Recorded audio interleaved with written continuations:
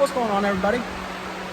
Appreciate y'all looking at this. I'm going to go over basically what I've got going on with the El Camino over there and my plans for it with the motor, because I'm doing something a little bit unconventional and I'm putting a 2J in it. Don't think anybody's ever done this to a G-body El Camino. I know they've been done to other G-bodies like Malibus and stuff like that. I've never seen anybody do it to an El Camino. And the LS is kind of overplayed nowadays. They're a dime a dozen. Figured I'd do something different. So let's take a look. Okay, to start off with, I have a 98 2JZ GE VVTi motor. Yes, I know it's a GE, that's fine. Same block as the GTE. I'm going to be doing a complete rebuild on it. It came out of a wrecked car that was running and driving when it was obviously wrecked. It's fine. I know the motor will be fine. I'm not using the rods, pistons, anything like that, so I don't really care. Cams are going away.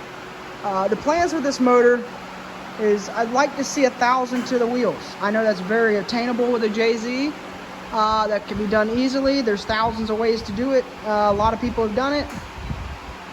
It'll be fairly simple. It's like an LS motor. You bolt a turbo to that and throw a cam in it and you can get 1,000 easily.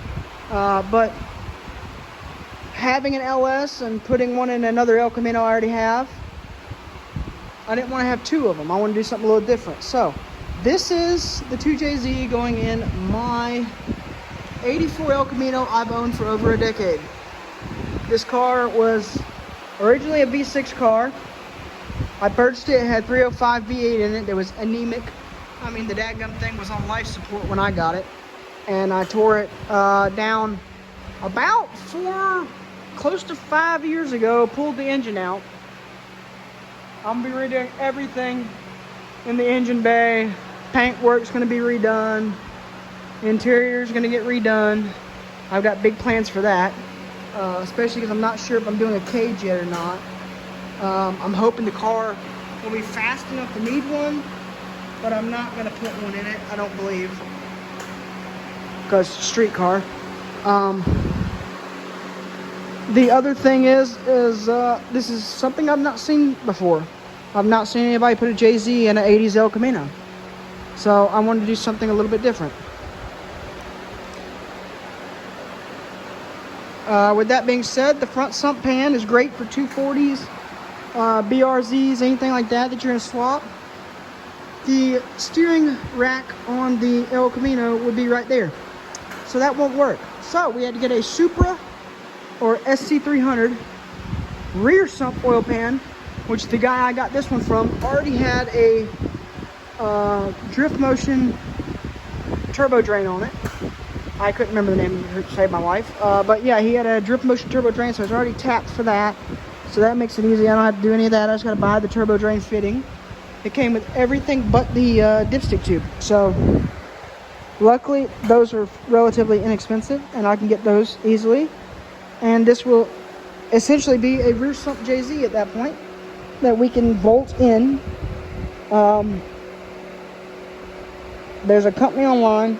I'll leave a link below if I can remember. Probably not, but I'll focus on it later on whenever I actually make the transmission to the engine. But they make an adapter kit to use the original El Camino GM transmission on a Toyota 2JZ, which is really rad. I didn't know they did that until I started doing research, which is one of the motivating factors of me doing the 2J instead of the LS, is because you actually can do it. The only thing it looks like I need to make is intercooler piping and motor mounts. Oh, what else did I gotta talk about? Oh, the LS. This car was originally going to get an LS in it. Changed my mind. Not going to use the LS for this car. I do have another LS though. I have a 5.3 over here in the corner that I refreshed.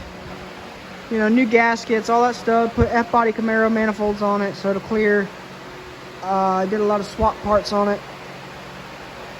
So it should be able to, it's ready to go in. I'm going to drop it in this weekend, I hope, into my 85 El Camino, which is a Conquista that I have sitting right there. That was originally a one-owner car. I got it from a guy from church with a locked up 305 in it. So 305s don't seem to live long in these El Caminos. So what I did is I had the motor out of that one, went ahead and got the LS. I originally was going to LS this one as well, but I didn't want two LS El Caminos. It seems kind of redundant to me to have two LS El Caminos. So 2J swap it is. This is just the beginning. I'm going to have a lot more detailed videos as we go. Subscribe if you'd like to see more. Leave some comments below, and thank you for watching.